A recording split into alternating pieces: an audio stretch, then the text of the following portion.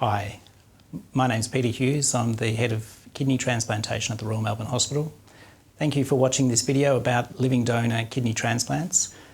This is part of our education for people who are considering a transplant or considering donating a kidney. We want everyone to feel that they've got sufficient information for them to be able to make decisions about their health and about their transplant options. So if there's any other information or any parts of the video that you don't understand, please bring your questions to clinic and we'll be very happy to answer them there. Hello, my name is Carmelo. I'm one of the kidney transplant coordinators here at the Royal Melbourne Hospital. I'm going to talk about living kidney transplants. When it comes to living kidney donor transplants, there are some advantages. First is outcomes are better comparing with deceased donor transplants. Second, can be planned for and may therefore be able to occur before the recipient needs to start dialysis, which we call preemptive transplants. Thirdly, can avoid waiting on the national wait list. Who can become a kidney donor? First, family members and friends. It means you don't need to be biological related. All donors are assessed on an individual basis. However, we will discourage females who wish to have children in the future. There are some medical conditions will mean you cannot donate, such as diabetes, uncontrolled hypertension, and some cancers. There are important points about kidney donation. It must be voluntarily. There should be no any pressure coming from the intended recipients. The timing of the workup is driven by the donor circumstances. If the situation is getting overwhelming for the potential donors, you can stop. Very important, everything remains confidential. Your information cannot be shared to the intended recipients. There are aspects of the workup that we consider. First, the past and current medical condition. Second, how will donating a kidney affect your health in the long term? It means we're doing this workup, it's not to make sure that you are a suitable donor for your intended recipient, but it is also making sure that you're safe to live with one kidney at the rest of your life. Third, will your kidney provide enough function for the recipient? And fourth, are you compatible to donate directly with your intended recipient? There are 5 processes that you have to go through when it comes to living kidney donor workup. First step, contact the live donor coordinator office. So we do explain the process, what's the step-by-step things to do, and what are the tests that you need to do with your GP. There are some short questionnaires about your circumstances, current and past medical history. There are further written information provided if required. Documentation for your GP that we will provide to you, just such as referral and the list of the tests that you need to undergo. Step 2 is to see your GP. Just like I mentioned earlier, everything has to be donor-driven. So it means you have to book your own appointment to see your GP.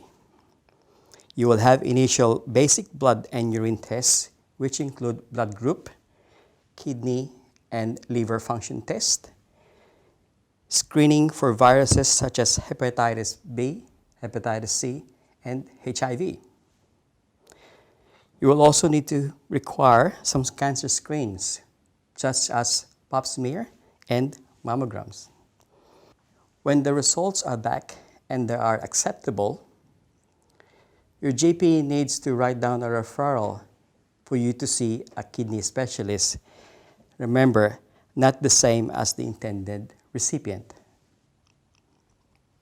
Step 3, appointment with a kidney specialist. It can be done through the private rooms or hospital outpatients clinic.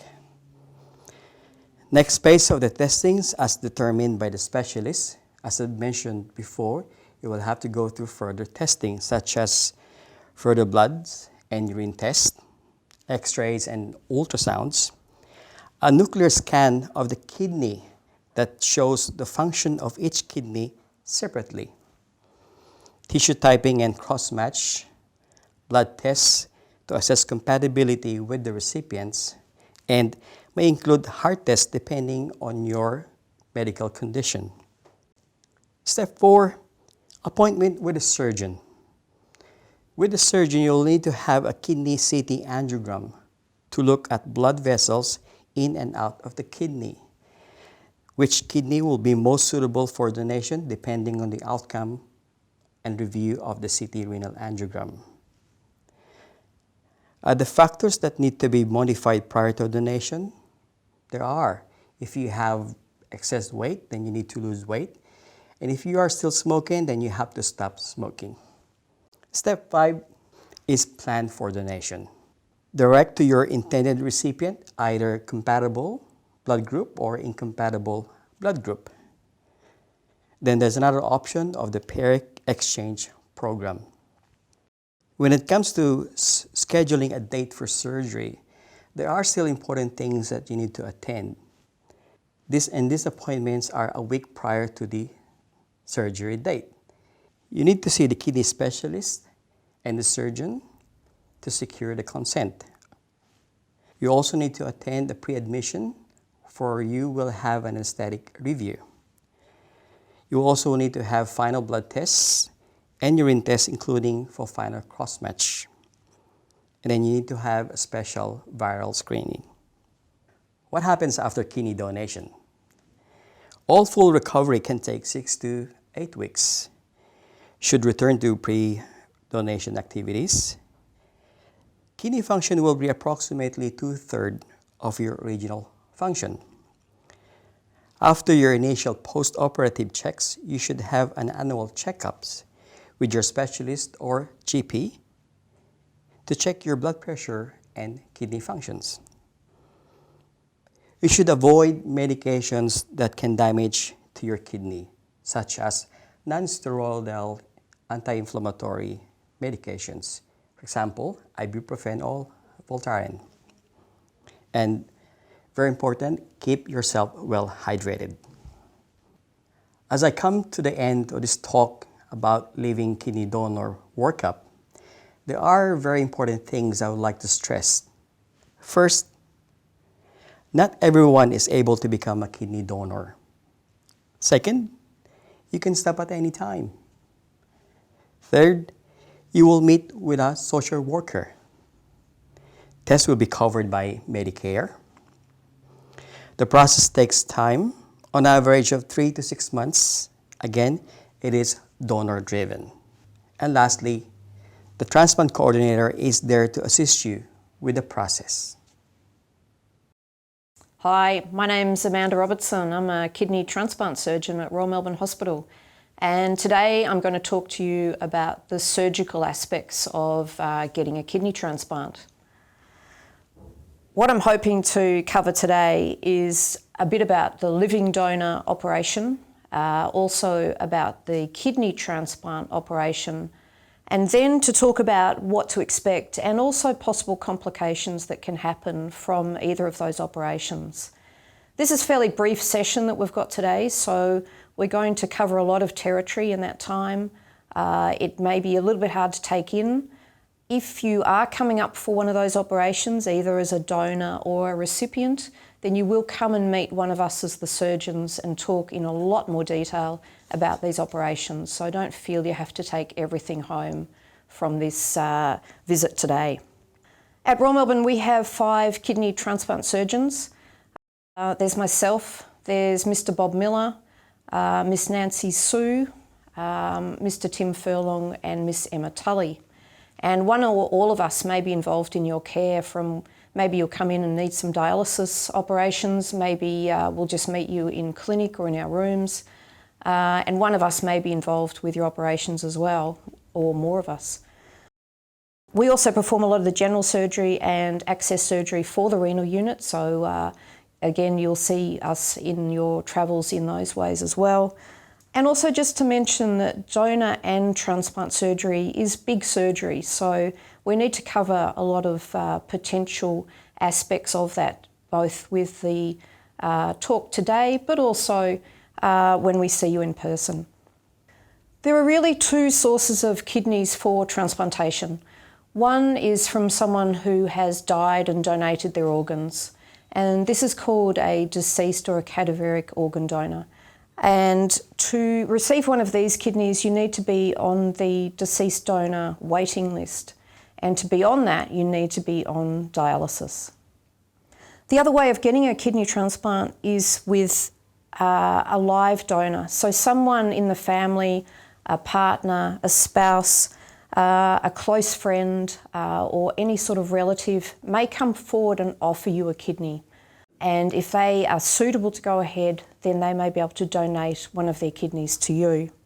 The advantage of this is that it can be performed before you need to go onto dialysis, but also it's an elective planned operation, so we can organise the timing of it around what suits both you and the donor, as opposed to the deceased donor, where we really have to wait for an emergency case to come up. Before you come forward as either a donor or a recipient, we really need you to be as fit as possible before the surgery. And there's really two big aspects that we want you to look at. One is to get as much exercise as you can before your surgery. The main benefit of this is to make you as fit and as strong as possible before you go into surgery. The other main thing we want to look at is trying to get you to lose some weight if you're overweight. If you're overweight, it does put you at a lot more risk of complications after surgery. And it can mean the recovery is slower, you're more likely to get wound complications, you're more likely to get respiratory or chest complications. It's also more difficult to assess the transplant kidney if people are really overweight, and we've had occasional cases with really bad complications. So we're pretty wary of people being overweight, and we may end up having to send you away to lose some weight before you actually come forward for your surgery. The other big no-no is smoking. We really, really want you to stop smoking before coming in for surgery, and to stop it for as long as possible before, but also not to go back to smoking afterwards, and that's imperative really. Smoking is bad. We know from all the publicity out there that there's lots of complications from smoking.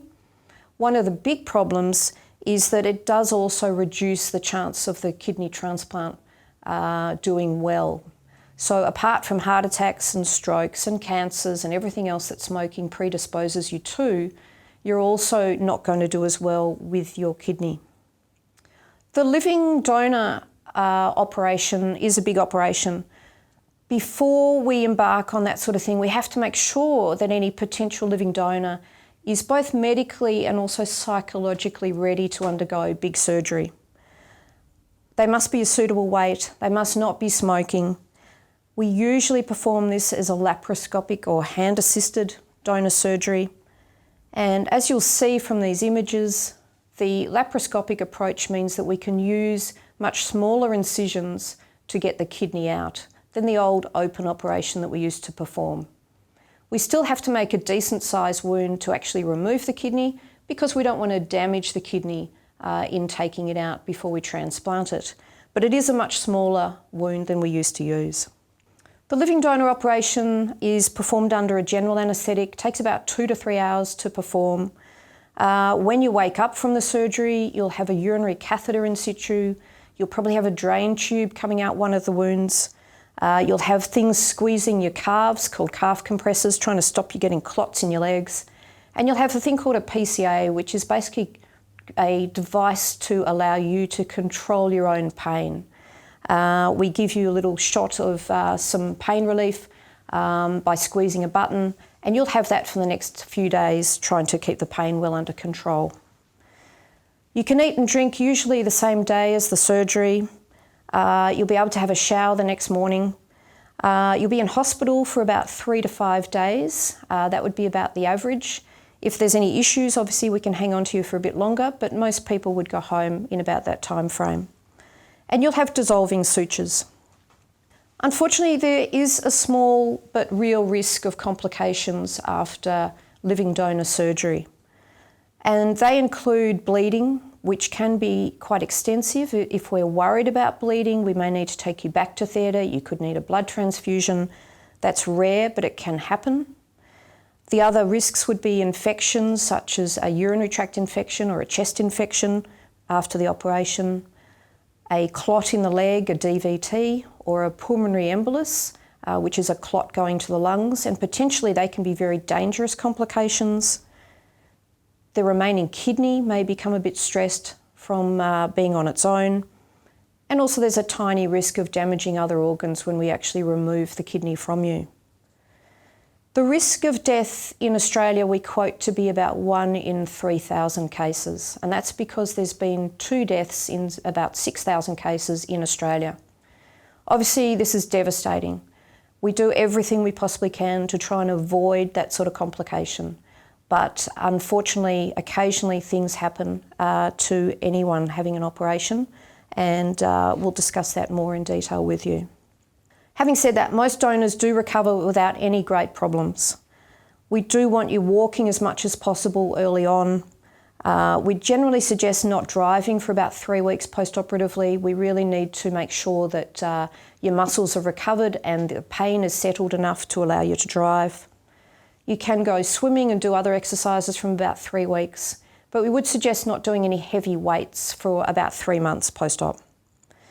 Most people are able to get back to work at about the 6-week mark. Again, it depends a bit what sort of work you do, but that's usually about acceptable.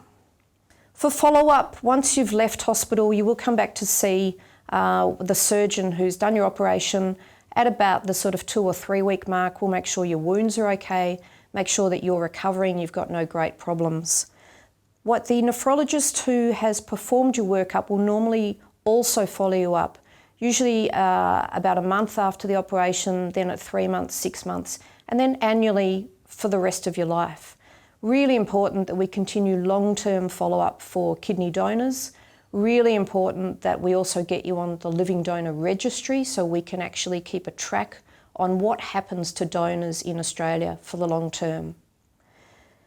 The main thing is, in the long term, we want to keep you fit and active and healthy and make sure that remaining kidney is doing okay. I'm now going to talk about the kidney transplant operation. And it's important to realise that kidney transplantation is one treatment for kidney failure.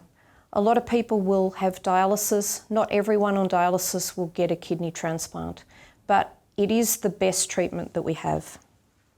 Where do we put the kidney, the new kidney? We generally leave your own kidneys where they are.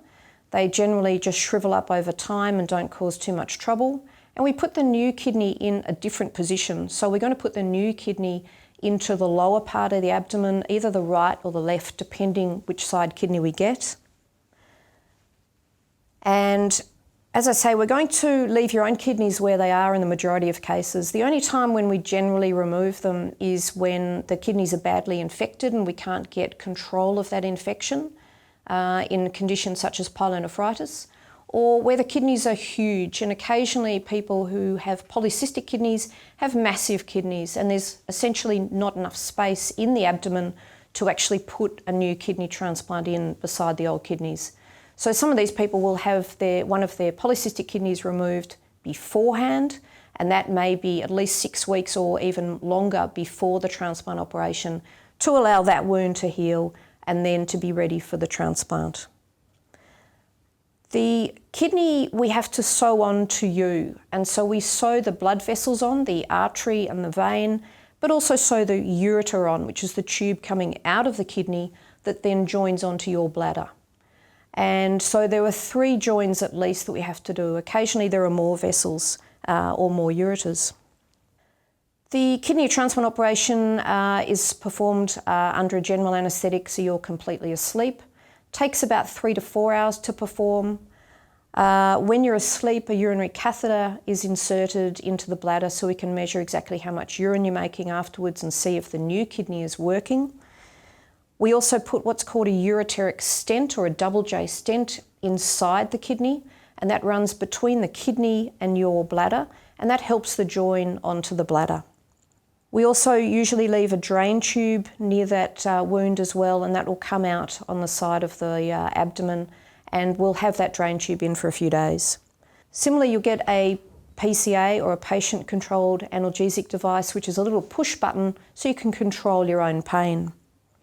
Most people return after surgery to the renal ward, where you're looked after by one of the renal nurses. It's only occasionally that people end up going to intensive care, and that's generally because they've had an issue such as we're worried about their heart, or their blood pressure's dropped a bit post-operatively, or there's some outstanding reason why we need to send you to intensive care. But most people are quite okay to come back to the renal ward.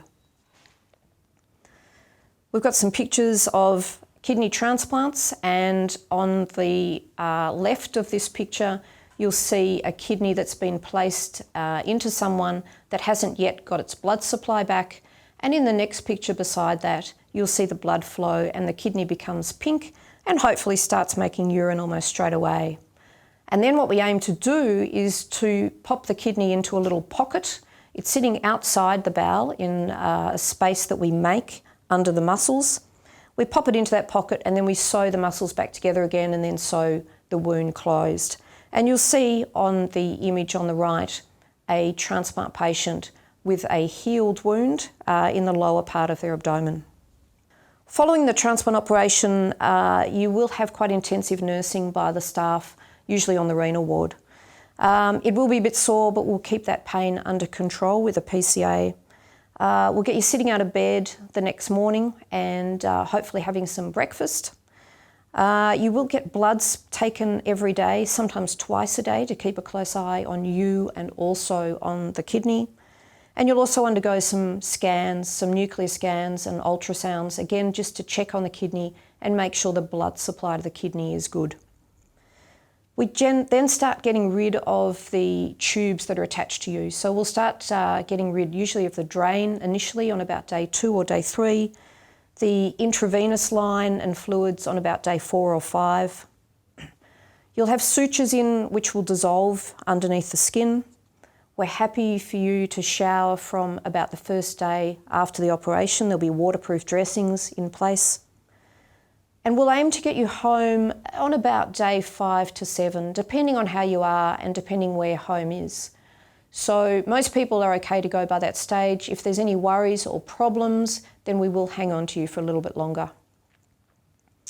Don't want you doing any heavy lifting or driving for 3 weeks to allow that wound to heal. If you have a fistula in your arm, then we will leave that fistula where it is. It's best to leave that, and it can be used later on either for bloods or even for dialysis if you go back to that years down the track. If you have a peritoneal dialysis catheter or a hemodialysis catheter, they will come out at about the 4-week mark, and usually at the same time we'll take out the double J stent, which is the little tube inside the kidney. And they can be done either as a day case or an overnight stay. There are potential complications of having a kidney transplant. It's not entirely straightforward surgery.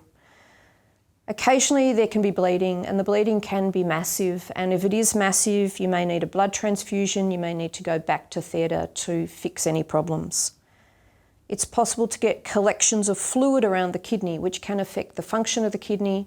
They can need further x-rays to sort that out, sometimes drains put in, but sometimes also it may mean going back to theatre to sort out those problems.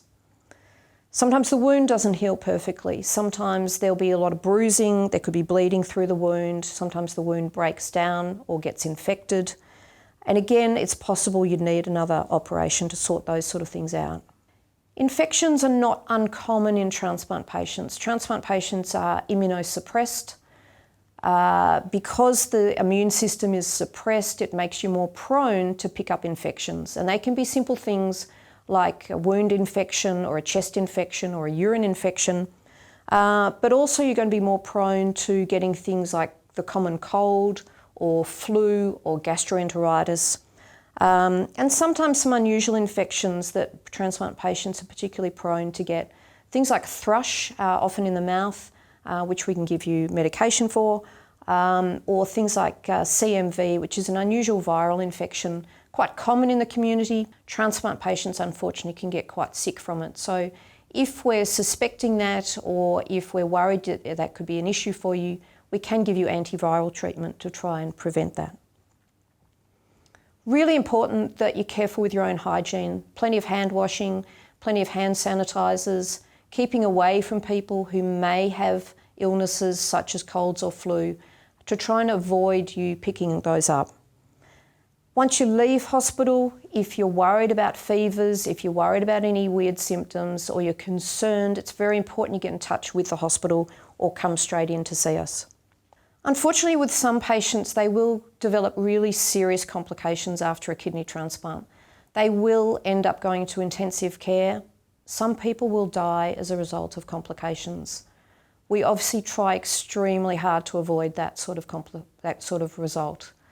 But if it happens, then it's really important that you and your family have discussed that beforehand, and that's why it's really important that we have these education sessions, and also that we talk with you a number of times before embarking on either donor or transplant surgery. Because these sort of things can happen, they're catastrophic, we're all obviously devastated when they do happen, but unfortunately we haven't got total control of everything that goes on. But for the vast majority of people, they get a successful transplant, they come off dialysis, they go back to eating and drinking normally, they hopefully get back to work or back to study, and in the long term, you're going to have a much healthier and a longer life with a successful transplant than you would without a transplant and staying on dialysis. And that's why we're really keen to try and transplant as many people as possible. Thank you. My name is Silvana Petrevski. I'm one of the social workers in the kidney transplant team at the Royal Melbourne Hospital. I'll begin by telling you about how a social worker can support you throughout your transplant journey. The social work service is available to provide you with counselling, information and referrals at any time that you might need it. We understand that waiting for a kidney transplant can be a time of mixed thoughts and emotions. It's important to reflect on how you're feeling and what you're worried about, so that you can access the support that you need to work through some of these concerns. Communication with the important people in your life is crucial. Talking to others can help you manage how you're feeling and possibly even share the burden of your concerns. Some people might be reluctant to do this for fear of worrying the people that they care about. However, in doing so, you might be giving them the opportunity to share how they feel, and also the opportunity to support you in whatever way they can. And remember, our team of highly skilled professionals is always here to guide and support you. Planning and preparation for your transplant is highly recommended. It can result in you feeling less stressed and better organised when the time comes. Even if you're on the deceased donor waiting list and therefore you don't have a date of your transplant, there are still things that you can do to prepare. You can start by thinking about what it is that you might need to bring with you for your hospital stay. You can even go as far as packing a bag of essentials and having it ready to go.